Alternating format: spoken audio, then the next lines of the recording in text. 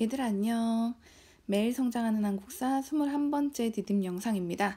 자, 오늘부터 여러분들 이제 2단원, 대단원 2단원으로 들어가요. 대단원 2단원, 근대 국민국가 수립운동에서 첫 번째 주제, 서구 열강의 접근과 조선의 대응에서 오늘은 두 개의 학습 주제를 배우겠습니다. 먼저 첫 번째, 서양 세력이 아시아에 접근하다. 두 번째, 통치체제를 다시 정비하다. 한번 들어가 볼게요. 자, 먼저 첫 번째 주제. 서양 세력이 아시아에 접근하다 한번 보도록 하겠습니다. 이제 시기적으로 보면 우리나라 같은 경우에는 이제 세도 정치가 시작이 되었을 때 정조 이후 정도라고 생각하시면 될 것 같아요. 이제 순, 헌, 철, 고, 순 이 남은 이 역사들에 대해서 우리가 배우기 시작하는 겁니다. 자, 먼저 서양의 움직임을 한번 보면 당시에 서양에는요, 여러분들 제국주의가 등장을 합니다. 자, 제국주의라고 하는 거, 이게 등장한 배경을 보면 당시 서양 같은 경우에는 영국에서 처음 시작된 산업혁명 하면 여러분들 이거 생각하셔야 되죠. 이제 기계가 발명되고 그리고 공장이 운영되면서 대규모로 생산이 가능해지는 이런 모습들, 이걸 통해서 여러분들 공장을 굴리기 위한 자본이 중요해지는 자본주의가 이제 등장을 하게 되는 거잖아. 자, 이러한 상황에서 산업혁명 이후에 독점 자본주의라고 하는 게 성장하기 시작을 합니다. 독점 자본주의는 하나의 기업이 독점을 해버리는 거야. 시장을 장악을 하는 거. 이걸 독점 자본주의라고 하는데, 다시 한번 말하면 소수의, 작은 수의 거대한 기업이 시장을 장악하는 형태. 이런 게 바로 독점 자본주의라고 합니다. 산업혁명 이후에 이제 소수의 대기업이 시장을 장악을 하기 시작을 하면서 더 돈을 많이 벌기 위해서 어디로 가야지 더 돈을 많이 벌 수 있을까? 일단 돈을 많이 벌려면 원료, 물건을 만드는 원료가 써야 된다. 이 물건 만드는 원료, 값싸게 공급받을 수 있는 지역은 어딜까? 그리고 상품을 판매할 수 있는 시장, 이게 많아야 돈을 번다. 판매 시장은 어딜까? 그리고 국내에서 돈을 벌고 난 다음에 남는 돈이 있을 거 아니야. 남는 돈을 또 투자할 때가 필요한 거야. 왜? 돈을 계속 또 투자하고 더 큰 돈을 벌기 위해서. 즉 국내의 잉여, 남는 자본의 투자처, 여긴 어딜까? 여기를 생각을 하게 되면서 이런 소수의 대기업들이 바깥으로 눈을 돌리게 되는 겁니다. 그러면서 이제 자본주의 국가들이 대외로 바깥으로 이제 침략을 하는 걸 촉진시키게 되는, 그게 바로 이 제국주의의 배경이라고 볼 수가 있는 거죠. 더 쉽게 말하면 그냥 산업혁명으로 인해서 굉장히 성장한 대기업이 더 많은 돈을 벌기 위해서 바깥으로 눈을 돌렸다. 이게 바로 여러분들 제국주의의 배경이라고 생각하시면 돼. 그래서 이 제국주의 국가들은 처음에 보면은 그 산업혁명을 통해서 먼저 발전한 국가들, 여기 밑에 있는 지도 한번 볼게요. 지도 보시면 영국, 독일, 프랑스 뭐 이런 데 있잖아. 이런 유럽 국가들, 여기가 이제 자본주의 처음 등장한 국가들이라고 볼 수 있고, 이런 국가들이 이렇게 바깥으로 뻗어나가기 시작을 하는 겁니다.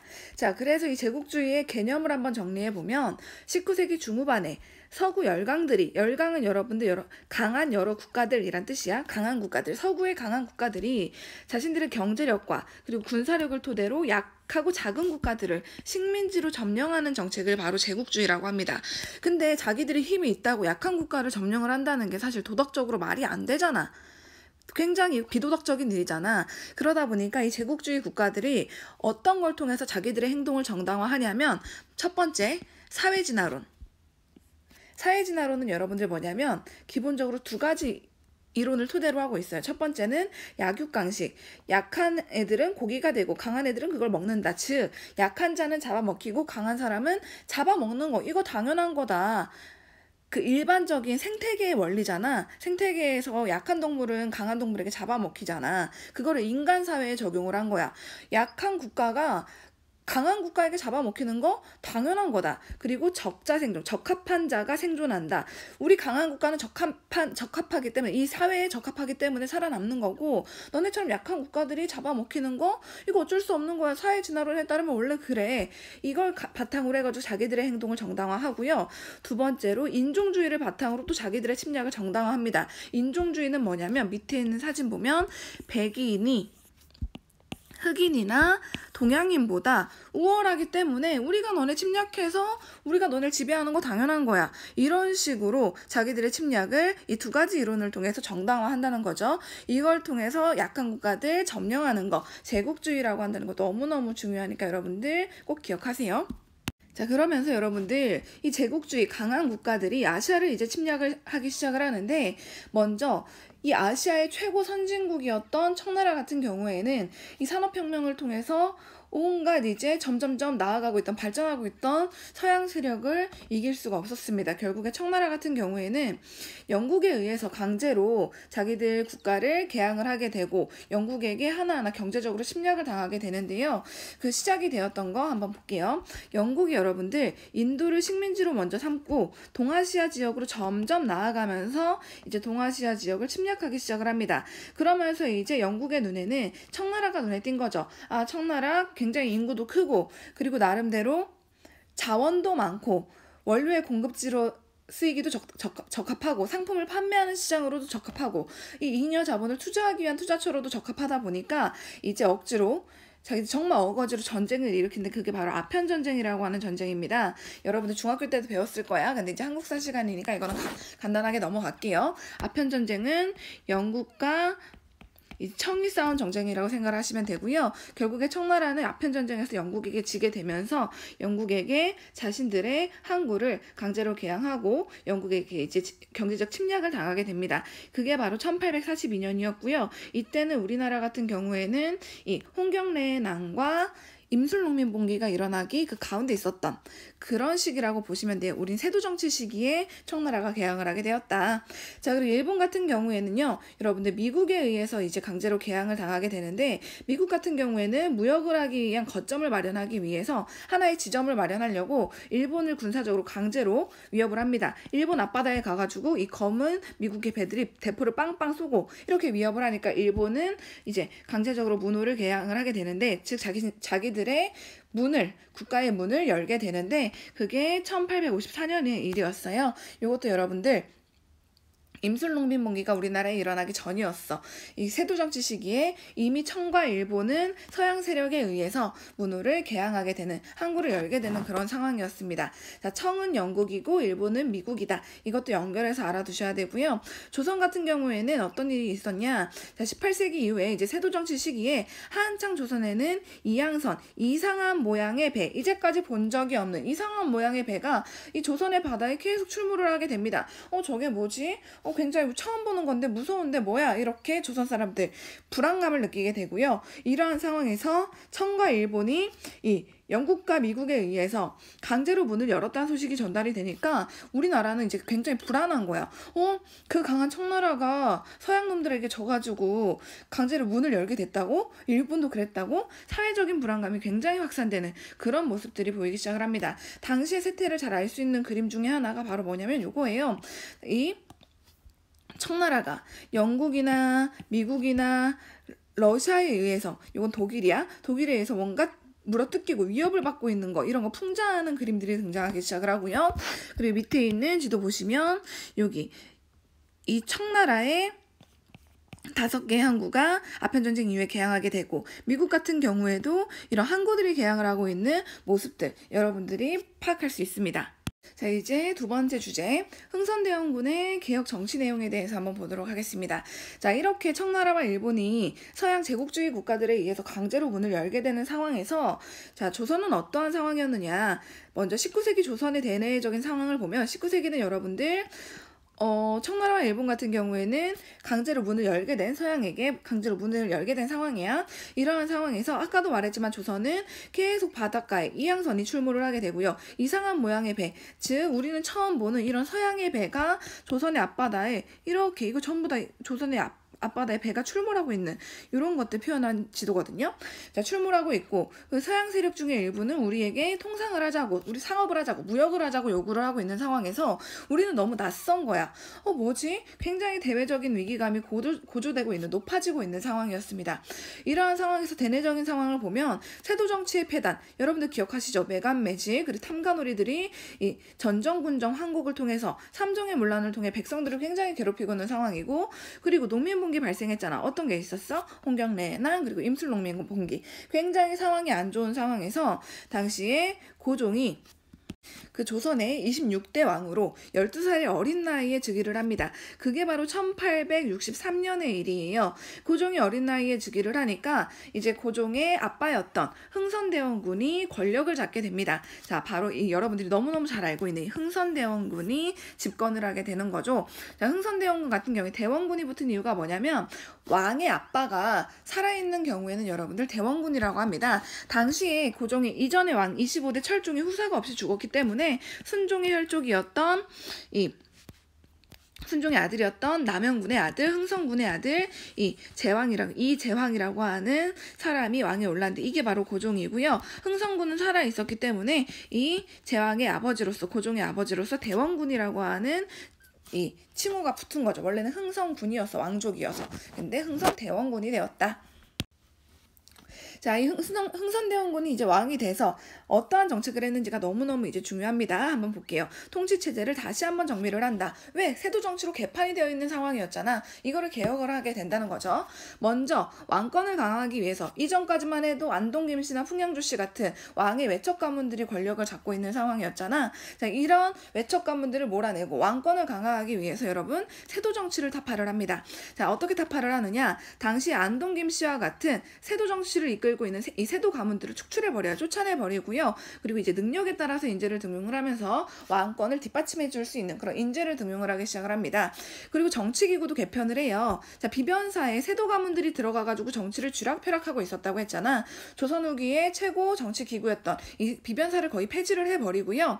원래는 여러분들 이 비변사가 조선 후기에 외교든 정치든 재정이든 군사든 간에 조선 후기에 다 전부 다 쥐락펴락하고 있는 그런 최고 기구였잖아. 근데 이 비변사 때문에 의정부의 육주의 기능이 약화됐다고 우리가 배웠어. 그래서 비변사를 폐지하고 원래 정치적인 역할을 담당했던 의정부의 기능 부활시키고요. 그리고 군사 기능은 삼군부라고 하는 기관을 통해서 담당하게 하면서 의정부와 삼군부의 기능을 부활시킵니다. 비변사에 있던 기능을 이제 두 기관에 나눠줬다고 생각을 하시면 돼요.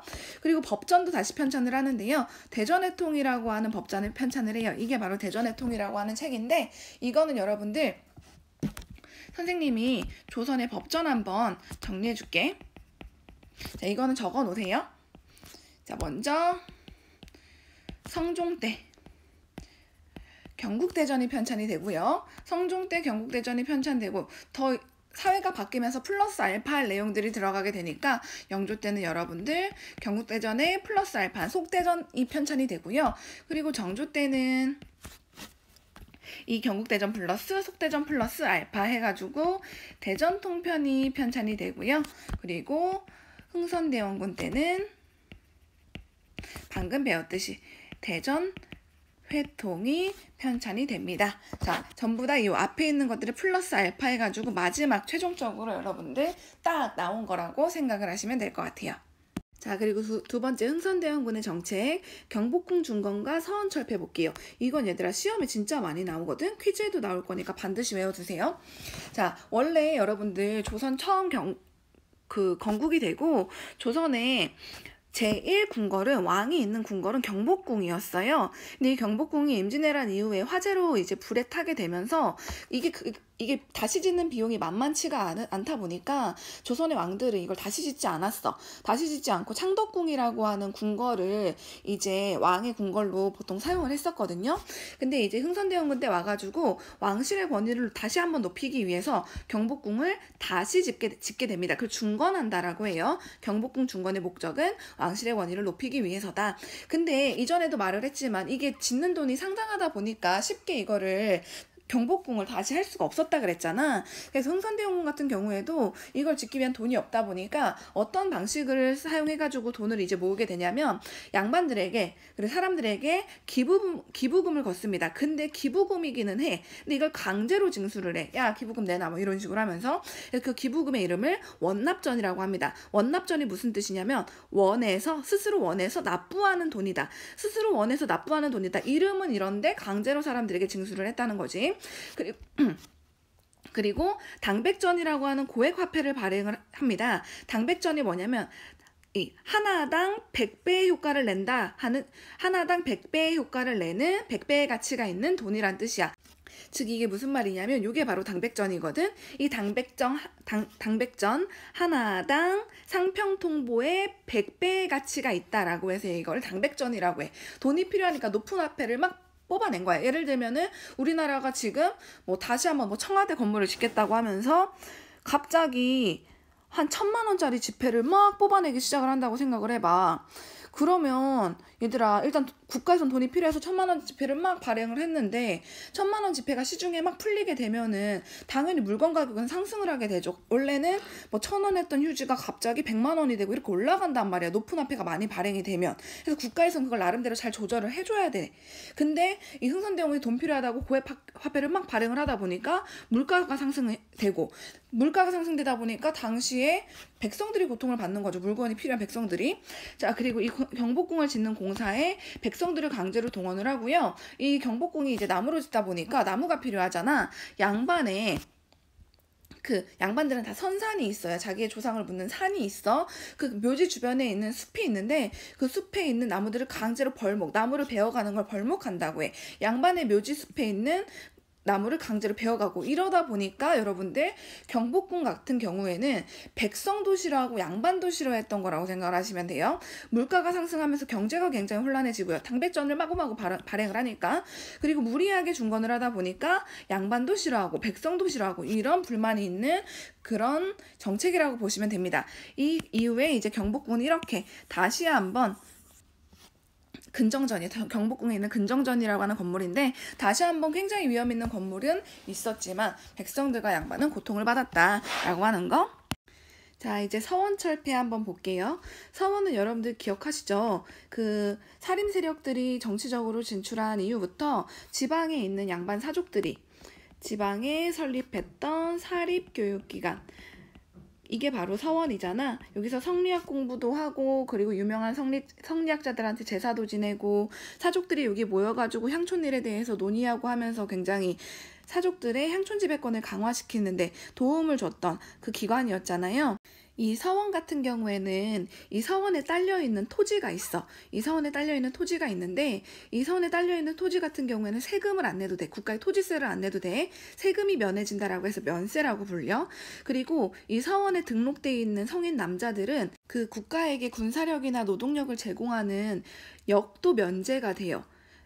그러다 보니까 일반 너무너무 이제 힘든 일반 양인들 같은 경우 성인 남자들이 이 서원에다가 다 이름을 등록을 하고 하면서 국가에 뭐 세금도 안 내게 되고, 그리고 뭐 군사력이나 노동력도 제공을 안 하게 되고 막 이런 식으로 하게 되는 거죠. 이런 당시 서원이 각종 면세, 세금 안 내고 면역의 특권을 누리면서 오히려 그리고 농민을 수탈을 하고 있는 그런 모습을 보이기 시작을 하니까 흥선대원군이 서원이 너무 많아서 세금 때문에 백성들이 힘들어하고 있다. 서원에서 세금 내야 될 걸 이제 백성들이 이제 다 가다 보니까 서원은 아무것도 안 하고 그냥 특권만 누리다 보니까 이제 전국에 40여 곳만 남기고 부패한 서원들 정리하겠다라고 합니다. 이걸 바로 흥선대원군의 서원철폐 정책 이라고 하고요. 전국 서원 중에 47개만 남기고 모두 철폐를 시켜버려요. 원래 전국에는 여러분들 지도 보시면 거의 600개 가까이가 있었거든요. 이런 것들을 전부 철폐를 시키고 서원에 소속된 토지라든가 일반 사람들 다 원래대로 되돌려 놓다 보니까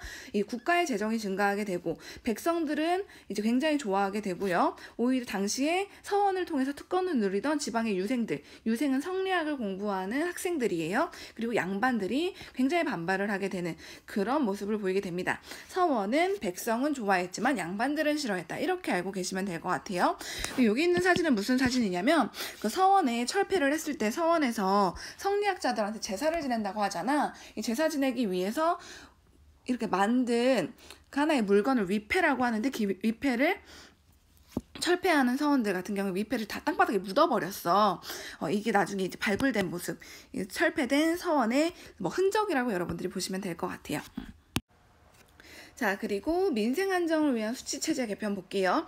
무슨 말이냐면 이 민생을 안정시키기 위해서 삼정의 문란 있잖아. 백성들 괴롭히던 전정, 군정, 황곡, 요거를 이제 개편하는, 바꾸는 그런 모습들 한번 보도록 하겠습니다. 자, 먼저 전정, 토지세를 거두는 행정이라는 뜻이야. 자, 전정을 어떻게 개편을 하느냐. 토지세를 제대로 거두려면 가장 중요한 게 뭐냐면 얘들아, 전국에 토지가 얼마나 있는지, 그래서 거기에서 딱 공평하게 영정법 기억나죠? 1결당 4에서 6도 딱딱 걷어야 돼. 토지가 정확히 조사가 돼야 되거든.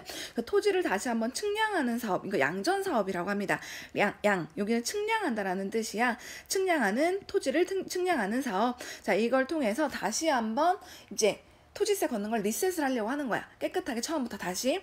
자, 토지대장에서 이제 누락된 토지들, 빠진 토지들 찾아가지고 거기에서 정확하게 거두면서 국가 재정을 확충하려고 하고요. 그리고 이제 군정에 가서는, 군정 기억나시죠? 균역법이어서 원래 성인 남자, 성인 장정 한 명당 1년에 1필만 내는 거였잖아, 균역법 이후에는. 근데 막 애기들한테도 거두고 죽은 사람한테도 거두고 막 이랬다고 했잖아. 그런데 이런 피해는 고스란히 다 일반 상민들한테만, 일반 평민들, 상민들한테만, 일반 백성들한테만 가게 되고, 이러다 보니까 흥선대원군이 이럴 거면은 이제 집집마다, 모든 집, 양반집이든 상민집이든 가리지 않고 집집마다 이제 그 군포를 거둬야겠다라고 해서 호포제를 실시를 합니다. 호포제는 뭐냐면, 호가 집이야. 집. 이제는 일반 상민들에게 아니라 양반집이든 아니면 상민집이든 이 집집마다 포를 걷겠다, 군포를 걷겠다라고 해서 호포제라고 합니다. 이거는 좀 아셔야 돼요. 너무 중요해요. 즉 이거는 집집마다 걷는 거니까 양반에게도 군포를 징수를 한다는 얘기고요. 이제 신분에 관계없이 공평하게 세금을 부과하겠다. 맨날 일반 상민들, 백성들만 고생을 하고 있는데 양반들에게까지도 군포를 징수를 하면은 세금도 더 많이 거둘 수 있고, 차마 양반들에게까지는 막 그렇게 군정의 문란을 일으키지는 못할 거 아니야. 그러다 보니까 이거는 당시에 백성들이 굉장히 이 정도면 평등하게 된다라고 인정을 했던, 좋아했던 제도라고 볼 수가 있습니다. 그래서 호포제 실시 전에는요, 여러분들 납부를 하고 있는 게 전체에 집중해서 납부층 양인 일반 상민들 15%밖에 안 됐어. 근데 이제 호포제 실시된 다음부터는 양반들까지 내게 되니까 74%까지 올라가게 됩니다. 그래도 완전 고위 관리들 같은 경우에는 물론 안 내는 것도 있고, 이제 안 내는 면제층, 노비들도 있기는 해요. 근데 엄청나게 15%에서 74%까지 올라갔다는 거는 국가에게도 굉장히 도움이 된다는 거죠. 자, 그리고 황국 같은 경우에는 국가에서 백성들에게 그 굉장히 힘든 시기에 곡식을 빌려주고 다시 돌려받는 제도라고 했잖아. 근데 이게 곤란하게 돌아갔던 이유 중에 하나가 필요 없는 백성들에게도 억지로 빌려주든가, 아니면은 빌려주는 대가로 이자를 받게 됐는데 이자를 굉장히 많이 받는다든가, 빌려주는 쌀에 모래나 아니면은 쌀껍데기, 결을 섞어서 준다든가, 이런 것 때문에 백성들이 힘들어했던 거잖아. 근데 이 황국 같은 경우는 아까도 말했지만 국가에서 관리를 통해서 백성들한테 빌려주는 거란 말이죠. 근데 이 관리가 중간에서 제대로 안 해먹으니까, 탐관오리들이 백성들을 괴롭히니까 황국이 굉장히 문란하게 돌아갔던 거거든. 그래서 흥선대원군이 어떻게 생각을 하냐면, 이게 국가에서 나쁜 관리들이, 탐관오리들이 이걸 하니까 이게 문란하게 운영되는 거다. 이 중간에 빌려주는 사람을 관리가 아니라 같은 마을 주민으로 하면은 같은 마을 사람들끼리는 등쳐먹지 않을 거 아니야. 이걸 바로 얘들아, 개인 사자야. 이 창고, 마을의 곡식 창고를 운영하게 한다라고 해서 사창제라고 해. 각 마을에서 이제 관리가 아니라, 국가가 아니라 마을에서 공무를 대여해주고 자치적으로 운영을 하게 하면은 이거는 마을 사람들끼리 서로 등쳐먹지 않으니까 굉장히 나름대로 이전보다 청렴하게 흘러갈 것이고, 농민들의 부담은 자연스럽게 경감될 것이다, 줄어들 것이다 라고 해가지고 이 사창제도 백성들에게 굉장히 환영을 받았던 제도라고 여러분들이 생각을 하시면 될 겁니다. 자, 흥선대원군 이런 식으로 삼정의 문란을 해결하려고 했다, 알아두시면 되고요. 이렇게 여러분들이 방금 봤던 흥선대원군들의 여러 개혁 정책, 의의와 한계를 보면, 먼저 첫 번째, 국가의 기강이라고 하는 그 분위기라고 생각하면 돼. 국가의 분위기, 국가의 하나의 기준들이 다시 한번 확립이 되게 되고요. 백성들의 민생 안정에도 굉장히 기여를 했습니다.